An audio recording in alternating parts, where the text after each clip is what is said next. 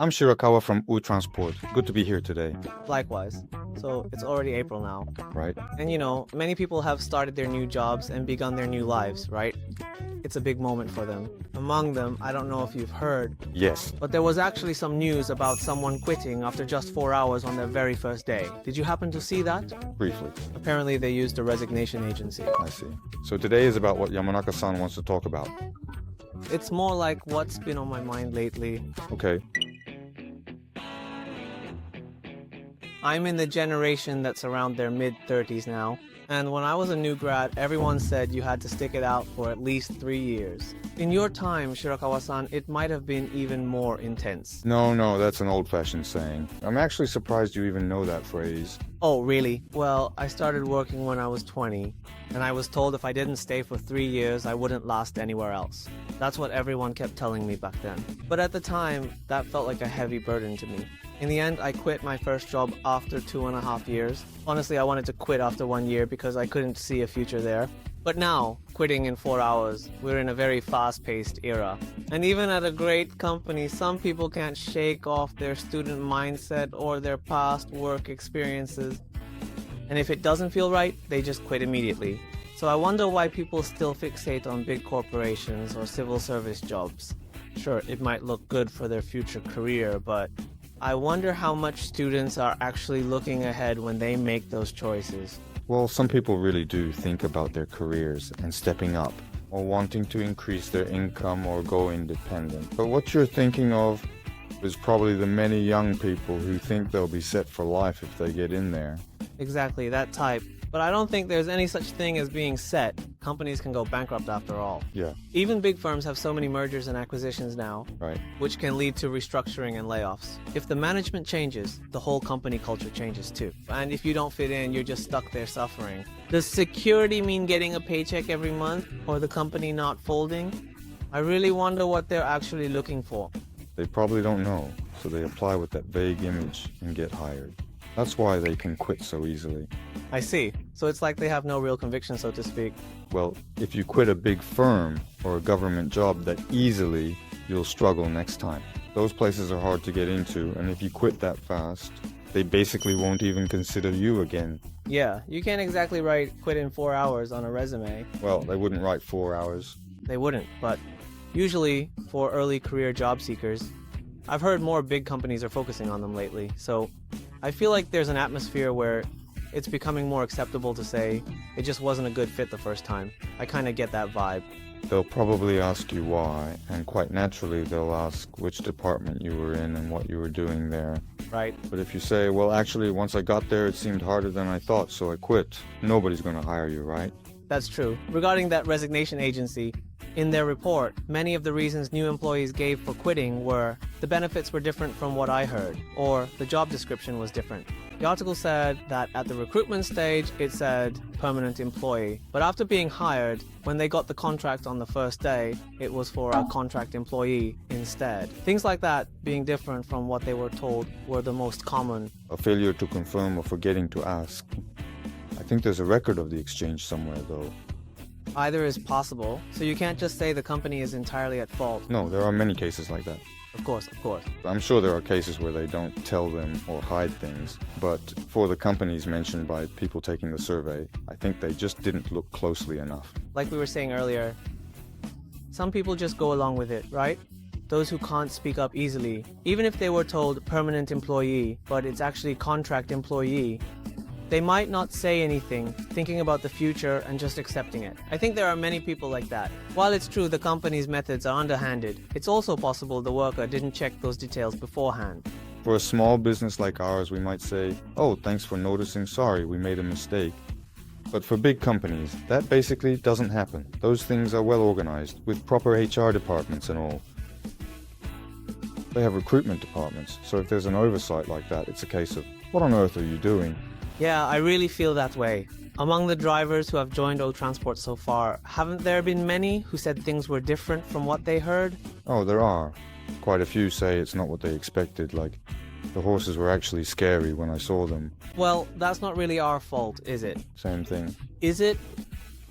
For example, if someone had a part-time job at a restaurant and worked in the front of house, They joined because it was fun when they were a student, but naturally the work is different. As a full-time employee, you also handle things like store management. And then they say, it's not what I expected. Well, it's common sense, really. It's something you'd know if you thought about it, but Then how are you supposed to explain every single aspect of the job during recruitment? even if you explain it verbally, if that's their underlying mindset, they might hear you, but not really be able to imagine it.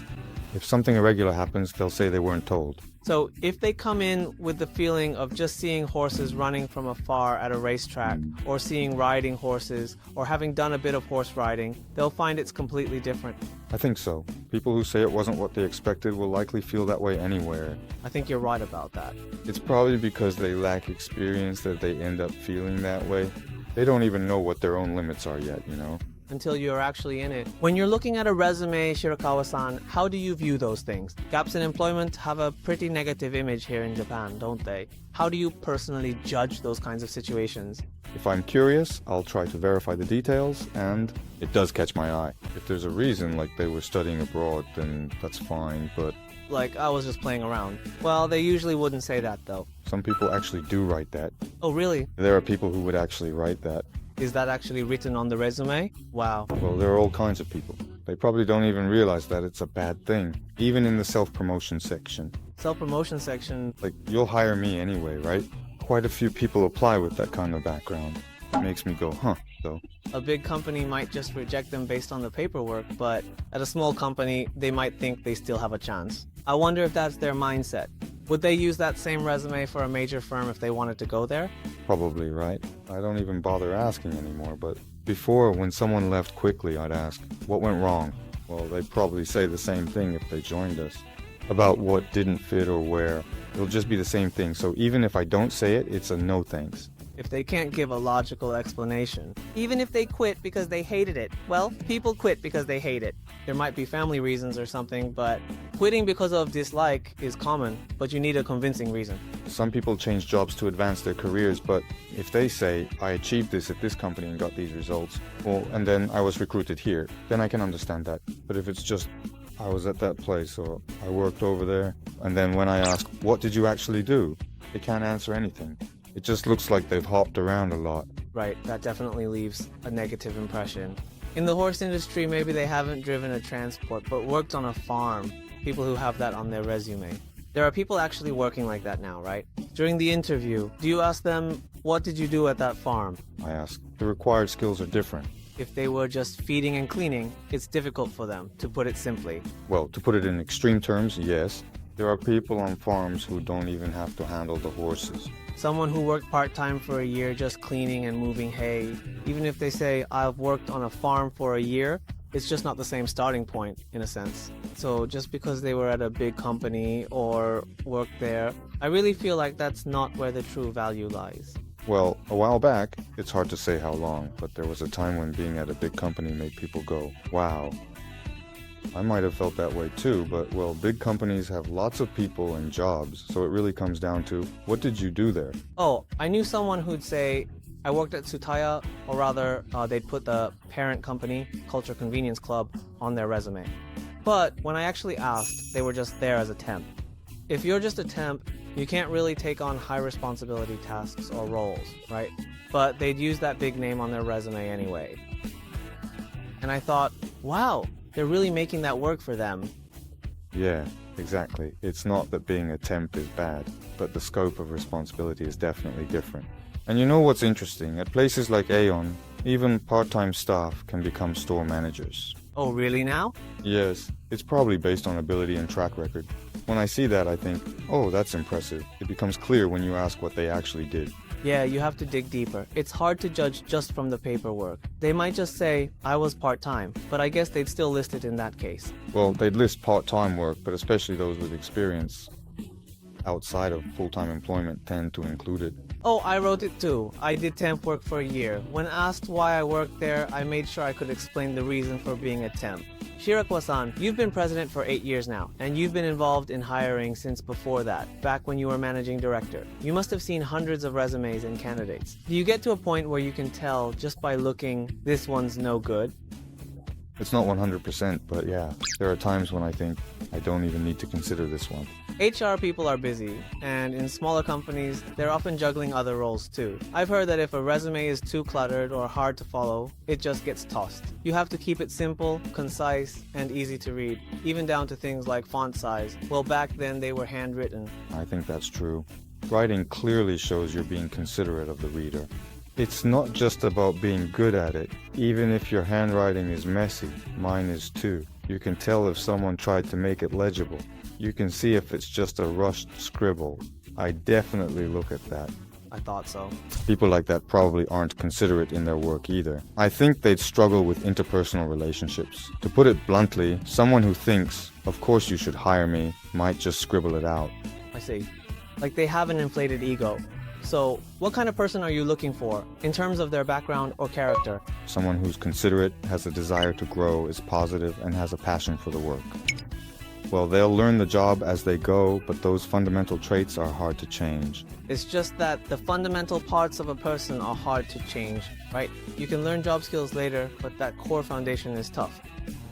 Personality is, well, it's really hard to Change. Exactly. I mean, we always say that even being a driver is a service job. Well, when you interact with customers and they're happy, there are many times you find joy in making them happy. Yes. You know, the fun of customer service or sales, once you try it, you can discover the real thrill of the work, but it really comes down to your foundation as a person. And that's built up over a lifetime, isn't it? That's true. The younger you are, in general, the more this applies.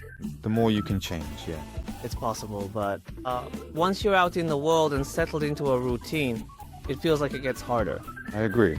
Well, as for it wasn't what I expected, that happens a lot here too, naturally. A two-man job like this is pretty rare. It's probably different from what they imagined, most likely. Yes. For most people, lots of little things will crop up. I want people to get a sense of it from our other videos. Then I'd like to keep making videos that help people visualize the job. Well, you can't show everything. You never really know until you try, with any job, I completely agree with that, because you haven't experienced it yet. right? Whether or not you can accept the reality is a huge factor. If you can put that into words for yourself, it's great. I feel like I'm fairly good at articulating that for myself. But for those who can't, who just expect things to be done for them, I think it would be quite difficult. That was our talk with Mr. Yamanaka. Thank you very much. Thank you so much for your time. At Ohe Transport, we are currently looking for drivers. Please check out the recruitment site or our corporate site in the description. If you're interested, we'd love for you to apply. Thank you.